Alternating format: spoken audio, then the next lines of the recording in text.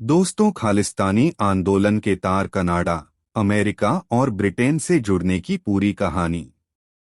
अप्रैल 1979 में पटियाला के पंजाबी विश्वविद्यालय में एक सम्मेलन हो रहा था। 3 घंटे तक लगातार चले भाषणों ने सबको बोर कर दिया था। संयोजक खड़े होकर धन्यवाद प्रस्ताव की तैयारी कर रहे थे और वहां मौजूद लोग भी इस उम्मीद में खड़े हो गए थे कि अब लंच का समय आ गया है। तभी अचानक दो लोग हॉल के पीछे से दौड़ते हुए आए और मंच पर चढ़ गए। उन्होंने भारतीय संविधान के विरोध में नारे लगाए और हवा में कुछ कागज फेंके। फिर वो जितनी तेजी से दौड़ते हुए अंदर आए थे, उतनी ही तेजी से दौड़ते हुए बाहर चले गए। अगले दिन द ट्रिब्यून अखबार के संपादक और जाने-माने पत्रकार प्रेम भाटिया ने लिखा कि विश्वविद्यालय सम्मेलन में जो घटना हुई है वो अत्यंत गंभीर है। उन्होंने एक शब्द का इस्तेमाल किया, खालिस्तान, जो ट्रिब्यून के पाठकों ने पहले कभी नहीं सुना था। भारत के आज़ाद होने के कुछ सालों के अंदर ब्रिटेन, अमेरिका और कनाडा में बसने वाले भारतीयों में सबसे बड़ी तादाद पंजाब से आने वाले सिखों की थी। इनमें से कुछ लोग तो ब्रिटिश शासन के दौरान ही इन देशों में बस चुके थे। इन लोगों की दिक्कतें तब शुरू हुई जब कंपनियों ने जोर देना शुरू किया कि वो अपनी दाढ़ी कटाएं और पगड़ी पहनना बंद करें। इन लोगों ने अपनी शिकायतें भारतीय उच्चायोग के सामने रखीं, लेकिन उच्चायोग ने इस मामले में हस्तक्षेप करने से मना कर दिया और सिखों को सलाह दी कि अपनी शिकायतों के निवारण के लिए स्थानीय प्रशासन से संपर्क करें। रॉ यानी रिसर्च एनालिसिस विंग्स के पूर्व अतिरिक्त सचिव बी रमन ने सिख अलगाववाद पर अपने व्हाइट पेपर में लिखा, सिखों के मुद्दों को विदेशी सरकारों के सामने उठाने में भारत सरकार की झिझक ने ब्रिटेन, अमेरिका और कनाडा में रहने वाले सिखों के एक तबके में इस भावना को बढ़ावा दिया कि एक अलग देश में ही उनके धार्मिक अधिकारों की रक्षा हो सकती है।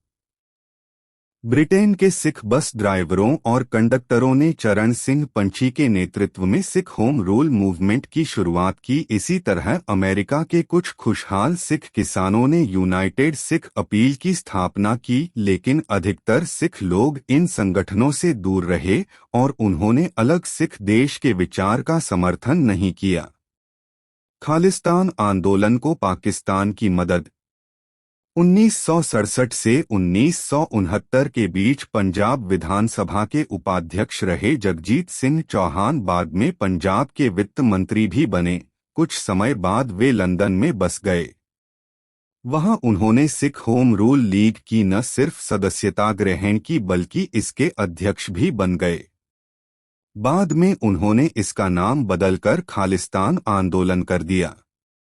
उनके ब्रिटेन पहुंचने से पहले से ही पाकिस्तानी उच्चायोग और लंदन में अमेरिकी दूतावास सिख होम रूल आंदोलन के संपर्क में था। रॉ के अतिरिक्त सचिव रहे बी रमन अपनी किताब काव वॉइस ऑफ रॉ में लिखते हैं, पाकिस्तान के सैनिक तानाशाह जनरल याह्या खान ने जगजीत सिंह चौहान को पाकिस्तान आमंत्रित किया। वहां उनका गर्मजोशी से स्वागत किया गया और पंजाब के सिख नेता के रूप में उनका प्रचार किया गया। उनकी पाकिस्तान यात्रा के दौरान वहां के प्रशासन ने उन्हें पाकिस्तान के गुरुद्वारों में रखे पवित्र सिख दस्तावेज भेंट किए। वो उन्हें अपने साथ ब्रिटेन ले गए और अपने आप को सिखों का नेता दिखाने के लिए उनका इस्तेमाल किया। जगजीत सिंह चौहान खालिस्तान के राष्ट्रपति घोषित। दिसंबर 1971 में पाकिस्तान से लड़ाई शुरू होने से पहले इंदिरा गांधी के निर्देश पर रॉ ने पूर्वी पाकिस्तान में लोगों के मानवाधिकारों के उल्लंघन को दिखाने के लिए पूरी दुनिया में एक अभियान चलाया।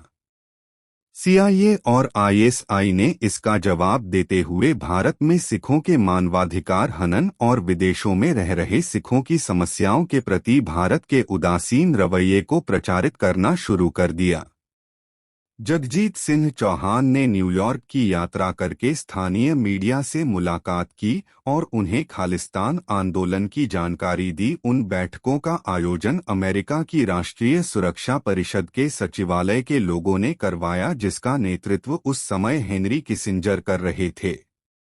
टेरी मिल्यूस की अपनी किताब blood for blood 50 years of the global Khalistan project में लिखते हैं, 13 अक्टूबर 1971 को जगजीत सिंह चौहान ने न्यूयॉर्क टाइम्स में एक पूरे पन्ने का इश्तेहार दिया, जिसमें स्वतंत्र सिख राज्य खालिस्तान के लिए आंदोलन शुरू करने की बात कही गई थी। यही नहीं, उन्होंने अपने आप को खालिस्तान का राष्ट्रपति भी घोषित कर दिया। बाद में रॉ की जांच में पता चला कि इस विज्ञापन का खर्च वॉशिंगटन स्थित पाकिस्तान के दूतावास ने उठाया था। इस बीच ब्रिटेन, अमेरिका और कनाडा में सिख युवाओं ने अंतर्राष्ट्रीय सिख युवा फेडरेशन, दल खालसा और बब्बर खालसा जैसे कई संगठनों की स्थापना की। इन सभी ने जगजीत सिंह चौहान को दरकिनार कर खालिस्तान की स्थापना के लिए हिंसक आंदोलन की वकालत की। चौहान इंदिरा गांधी के सत्ता से हटते ही भारत आ गए थे, लेकिन जब 1980 में इंदिरा गांधी दोबारा सत्ता में आईं तो चौहान वापस इंग्लैंड चले गए। टेरी मिल्यूस की लिखते हैं, 70 का दशक खत्म होते होते आईएसआई की चौहान में दिलचस्पी खत्म होने लगी और उन्होंने दूसरे नए संगठनों को प्रोत्साहित करना शुरू कर दिया। चौहान ने अपने प्रचार अभियान के तहत कनाडा में कथित स्वतंत्र राज्य खालिस्तान के करेंसी नोट और डाक टिकट छपवाए और उनको प्रचारित करने लगे। इस बीच वो ओटावा भी गए। वहां उन्होंने चीनी राजनयिक से मुलाकात कर खालिस्तान आंदोलन के लिए चीन की सहायता मांगी, लेकिन चीनियों ने उनकी बात नहीं मानी। सन 1980 के बाद पाकिस्तान ने उन्हें डाउनग्रेड करना शुरू कर दिया, लेकिन अमेरिका की उनमें दिलचस्पी बरकरार रही। इंदिरा गांधी के दोबारा सत्ता में आने के बाद अमेरिका में एक नया सिख न आखिर में वो उन्हें यात्रियों को छोड़ देने के लिए मना लेते ताकि वो भारत लौट सकें। कथित तौर पर गिरफ्तार किए अपहर्ताओं को जेल भेजने के बजाय गुरुद्वारे में रखा जाता, लेकिन जब 24 अगस्त 1984 को चरमपंथियों ने 5वीं बार भारतीय विमान को हाईजैक किया तो पाकिस्तानी प्रशासन ने बिल्कुल अलग नीति अपनाई, क्योंकि पिछले मौकों पर हाईजैकर्स के साथ किए गए उनके व्यवहार की अंतर्राष्ट्रीय समुदाय के कुछ हलकों में आलोचना हुई थी। बी रमन लिखते हैं, जब उस विमान ने लाहौर में लैंड किया तो आईएसआई के अधिकारियों ने पाया कि चरमपंथियों ने उस विमान को असली हथियार के बजाय खिलौने वाली पिस्तौल दिखाकर हाईजैक किया था। उन्होंने चरमपंथियों को एक रिवॉल्वर दी और उन्हें दुबई जाने के लिए मना लिया। जब विमान ने दुबई में लैंड किया तो संयुक्त अरब अमीरात के अधिकारियों ने उन्हें इस शर्त पर हाईजैकिंग समाप्त करने के लिए मना लिया कि उन्हें भारत सरकार को नहीं सौंपा जाएगा। जैसे ही भारत सरकार को इस बारे में पता चला, उन्होंने आईबी, रॉ और नागरिक उड्डयन विभाग के अधिकारियों का एक दल दुबई भेजा। जब दुबई के अधिकारियों ने भारतीय दल से सहयोग नहीं किया तो इंदिरा गांधी ने विदेश मंत्रालय में सचिव रोमेश भंडारी को दुबई भेजा, जिनके दुबई के राज परिवार से गहरे रिश्ते थे। बी रमन आगे लिखते हैं, एक पश्चिमी कंपनी का जहाज चार्टर कर दुबई भेजा गया। भारतीय दल के सभी सदस्य विमान के अंदर ही रहे। दुबई के अधिकारियों ने हाईजैकर्स से झूठ बोला कि उनकी इच्छानुसार उन्हें अमेरिका को सौंपा जा रहा है। उनको लेने के लिए अमेरिका से एक विशेष विमान आया है। उनको चार्टर्ड विमान के अंदर ले जाकर उनके रिवॉल्वर समेत भारतीय सुरक्षा एजेंसियों के हवाले कर दिया गया। विमान के अंदर घुसकर हाईजैकर्स को पता चला कि उनको अमेरिका न ले जाकर भारत ले जाया जा रहा है। हाईजैकर्स को दिया गया रिवॉल्वर जर्मनी में बना हुआ था। रॉ ने उस रिवॉल्वर का विवरण जर्मन खुफिया एजेंसी को भेजकर ये पता लगाने के लिए कहा कि इस रिवॉल्वर को किसे बेचा गया था। जर्मन खुफिया एजेंसी ने रॉ को बताया कि वो रिवॉल्वर पाकिस्तानी सेना को भेजे गए हथियारों के कंसाइनमेंट का हिस्सा था। जब भारत ने अमेरिका को ये विवरण देकर मांग की कि इन सबूतों के आधार पर पाकिस्तान को आतंकवादी देश घोषित किया जाना चाहिए, तो अमेरिकी प्रशासन इससे सहमत नहीं हुआ। उनका कहना था कि इस बात का कोई सबूत नहीं है कि उस हथियार को पाकिस्तानी अधिकारी ने चरमपंथियों को सौंपा था।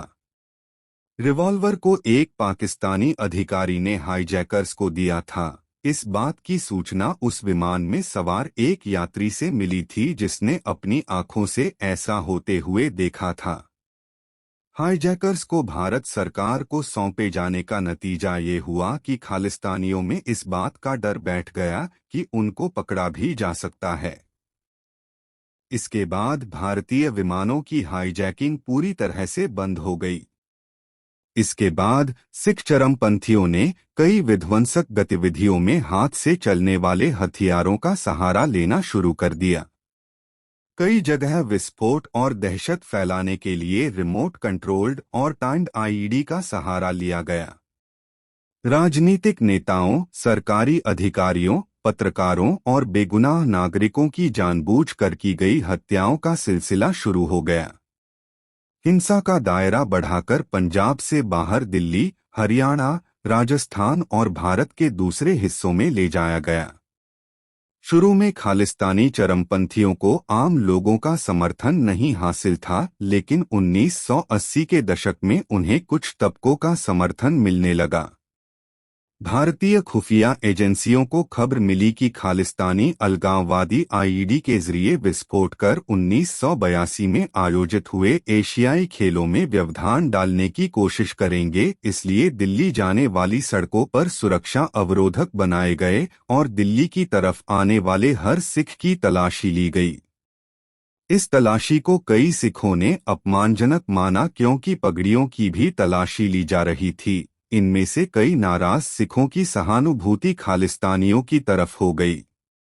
खुफिया एजेंसी रॉ के विशेष सचिव रहे जीबीएस सिद्धू अपनी किताब द खालिस्तान कॉन्स्पिरेसी में लिखते हैं, इसी दौरान लंदन में रह रहे जगजीत सिंह चौहान पहले बैंकॉक पहुंचे और फिर वहां से काठमांडू गए ताकि वो वहां पंजाब के खालिस्तानी तत्वों से मिल सकें।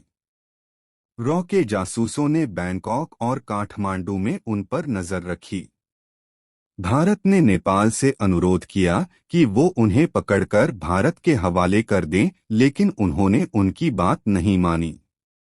नेपाल प्रशासन ने चौहान को पकड़ा जरूर, लेकिन उन्हें भारत भेजने के बजाय बैंकॉक जाने वाली फ्लाइट पर बैठा दिया। इस बीच खालिस्तानी चरमपंथियों ने अपनी गतिविधियों के लिए स्वर्ण मंदिर का इस्तेमाल करना शुरू कर दिया।